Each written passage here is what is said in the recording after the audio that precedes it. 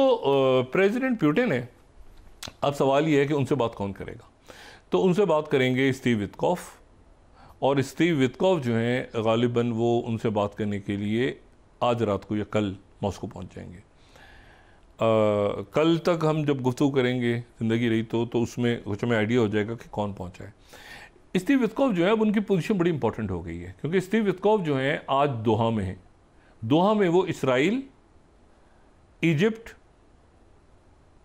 Qatar में तो खुद हैं, और सऊदी अरेबिया, वो सारा ये जो सीज़ फायर प्लान है इसके ऊपर वो बात कर रहे हैं। मिस्टर एम वहाँ मौजूद हैं। नेतन्याहू वापस अदालत में खड़े थे सारा दिन, आज गुस्से में आ गए, उन्होंने घुसे मारे अदालत के अंदर, उन पर ट्रायल शुरू हो गया। नेतन्याहू अमलन जो है वो अलग हो गए हैं इस पूरे इसराइल के पूरा जो भी डील हो रही है इसमें, हमास के साथ, कतर के साथ, इजिप्ट के साथ, इसराइल के जो फोर्सेज हैं उनके साथ के भी आगे कैसे चलना है। और नेतन्याहू से पूरा दिन आज नेतन्याहू अदालत में वो जो करप्शन चार्जेस और बाकी चार्जेस के ऊपर सारा दिन वो उधर कुछ भी नहीं नेतन्याहू की तरफ से खबर आई सवाई इसकी कि अदालत में वो गुस्से में आ गए, घुसे मारे उन्होंने मेज़ पे, और उन्होंने कहा कि मतलब वो बहरहाल। अच्छा, अब इसमें तो स्टीव वित्कॉफ की, मैं इस ये गजा के सीज़फायर पे दोबारा आता हूँ कि स्टीव वित्कॉफ की पोजीशन बड़ी अहम हो गई है। वो कैद के लोग कहाँ गए जो कि जनरल अपॉइंट हुए थे यूक्रेन के लिए, वो तो इस खेल से आउट हैं, और वो शायद कोई क्रिटिकल मिनरल की जब डील विल फाइनल हो तो उस वक्त उनका नाम सामने आए। लेकिन यह है कि प्रेसिडेंट ट्रंप ने दो तीन बातें साथ बड़ी अहम की हैं। एक तो उन्होंने कहा है कि ये रशिया से हम बात करने जा रहे हैं और रशिया बड़ा ज़रूरी है कि इसको एक्सेप्ट कर ले, इस पीस प्लान को सारा। और साथ ही उन्होंने ये कहा कि जेलेंस्की को दोबारा बुलाने में, कोई पूछा उनसे रिपोर्टर्स ने प्रेसिडेंट ट्रंप से कि जेलेंस्की को बुलाएंगे अब दोबारा वाइट हाउस। उन्होंने कहा बुला लेंगे, ये माहदे वगैरह सारे साइन हो जाएंगे तो मैं वापस दोबारा बुला लूँगा, कोई इशू नहीं है। तो वो जो है वो, अच्छा, अब स्टीव वित्कॉफ जो है वो मुलाकात करेंगे प्रेसिडेंट पुतिन से, ये इतलात हैं, या मार्को रूबियो करेंगे या एनएसए करेंगे, माइक वॉल्ज जो है। तो इनमें से कौन, तो गालिबन स्टीव वित्कॉफ ही मुलाकात करेंगे और प्रेसिडेंट पुतिन से करेंगे गालिबन। ये भी हो सकता है कि मार्को रूबियो कर लें, और ये भी हो सकता है कि उनके एनएसए कर लें अमेरिका के। लेकिन ये जो मुलाकात होगी ये इंपॉर्टेंट इसलिए होगी कि प्रेसिडेंट पुतिन इसमें ऑन बोर्ड हर बात पे, एक तो चाइना को ले रहे हैं, चाइना को वैसे भी पता होता है कि कहाँ तक।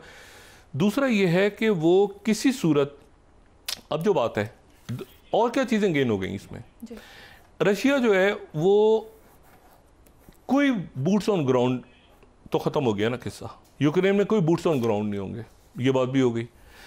ये बात तो ऑलरेडी हो गई ना, यानी जो अमेरिका ने कह दिया कि बूट्स ऑन ग्राउंड नहीं होंगे तो नहीं होंगे, जो इलाके चले गए वो चले गए, और इलाके जो अब जा रहे हैं वो भी चले गए उधर से।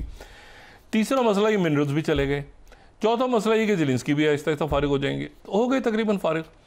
चौथा जो है वो ये है कि यहाँ पर कोई ये डीमिलिटराइज जोन हो जाएगा। यानी इसमें आप याद करें कि वो प्रेसिडेंट ट्रंप क्या कह रहे थे कि जब हमारे लोग वहाँ जाके माइनिंग करेंगे भाई, तो हमारे लोगों पे थोड़ी बमबारी करेगा रशिया, तो उसको इतना असला और इतनी मिलिट्री देने की क्या ज़रूरत है। वहाँ इकॉनमी आप बढ़ाएं, ठीक है ना, आप वहाँ पे इकोनॉमिक जोन्स बनाएं, वहाँ पे तरक्की करें, ये करें वो करें। तो इसका मतलब है, तो ये बार बार प्रेसिडेंट ट्रंप से सवाल हो रहा था कि जी सिक्योरिटी कैसे प्रोवाइड। उन्होंने कहा हम लोग होंगे ना, अमेरिका होगा जब, तो हमला कौन करेगा अमेरिका पे, तो हमें क्या जरूरत।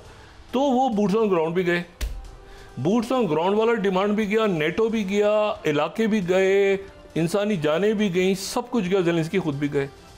और वो जो, और ये सारी हरकत उस वक्त हुई थी जब इन्होंने ईस्टवर्ड प्लान बनाना शुरू किया था, जॉर्जिया, और फिर आहिस्ता 2004 में, और ये न्यू यूरोप और रम्सफील्ड उस वक्त बड़ी खुशियों का इजहार, और पोलैंड और ये बैल्कन स्टेट्स को भी मुसीबत में डाला है।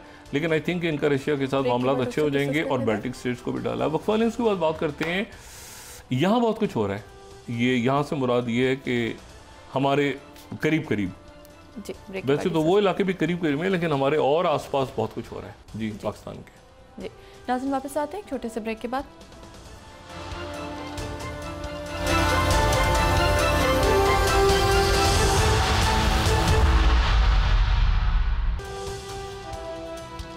वेलकम बैक नाज़रीन। डॉक्टर साहब, IMF की जानिब से बैनुल-अक़वामी सरमायाकारी मंसूबों पर जो टैक्स इस्तिस्ना का मुतालबा था उसको मुस्तरद कर दिया गया है। ये चलेंगे अभी मामला IMF के साथ, उनके इजिप्ट के साथ भी मामला चल रहे हैं। इजिप्ट के लिए पॉजिटिव न्यूज़ है आज, इजिप्ट के जो IMF के साथ मामला चल रहे हैं उनके लिए उनको बड़ा रिलीफ मिला है।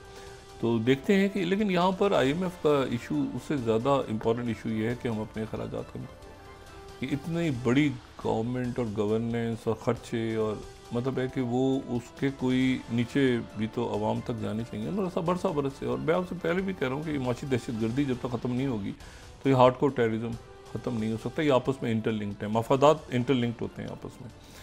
और ये ज़ाहिर है कि इससे निकलेंगे और निकल जाएंगे इंशाल्लाह, होपफुली नहीं निकलेंगे इंशाल्लाह ताला ज़रूर।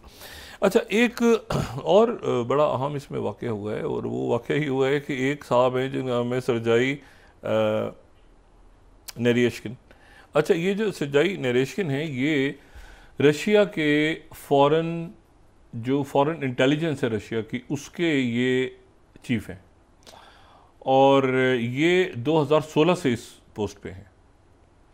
ये पॉलिटिशियन है, क्योंकि इससे पहले उनके जो रशिया की जो पार्लियामेंट है दुमा, उसके स्पीकर भी रहे हैं, और बड़े पुराने प्रेसिडेंट पुतिन के ये दोस्त भी हैं और बातमाद साथी भी हैं, और इंटेलिजेंस के हवाले से ये थे जो लास्ट ईयर जिन्होंने नॉर्थ कोरिया का भी दौरा किया था, चाइना भी, और ज़ाहिर रशिया की फॉरेन सर्विसेज जो है वो उनकी SVR जो है वो KGB को रिप्लेस किया इसने।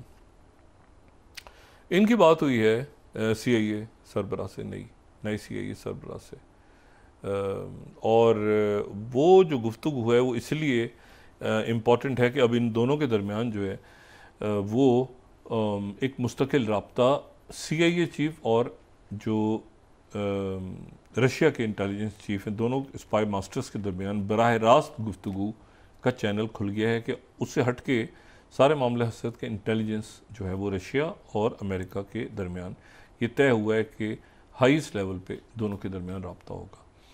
अच्छा, स्टीव विटकॉफ जो है वो मौजूद हैं, मैंने कहा ना आसपास बहुत कुछ हो रहा है, तो स्टीव विटकॉफ जो है वो मौजूद हैं दोहा में, और दोहा में आज गालिबन उनकी बात ही होने जा रही है, गालिबन जो अभी तक बात ही आ रही है कि इसको 60 दिन और एक्सटेंड कर दिया जाए।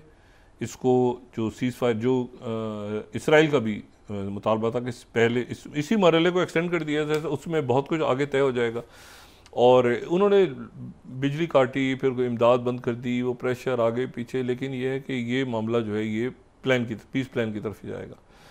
और उसमें यह है कि गैर मुसल्लह, वहाँ पर गैर मुसल्लह या कोई दूसरी फोर्सेज जो सबको एक्सेप्टेबल हों वो वहाँ पे कंट्रोल संभालेंगी सिक्योरिटी का। ऐसी फोर्सेज जो सबको एक्सेप्टेबल हों, सबके लिए एक्सेप्टेबल हो ना, जो मतलब एक सुकून आए गज़ा के लोगों को, क्योंकि इसी दौरान रिकन्स्ट्रक्शन शुरू करनी है, अगर बाकी मामला शुरू करने हैं तो ये सारे मामला।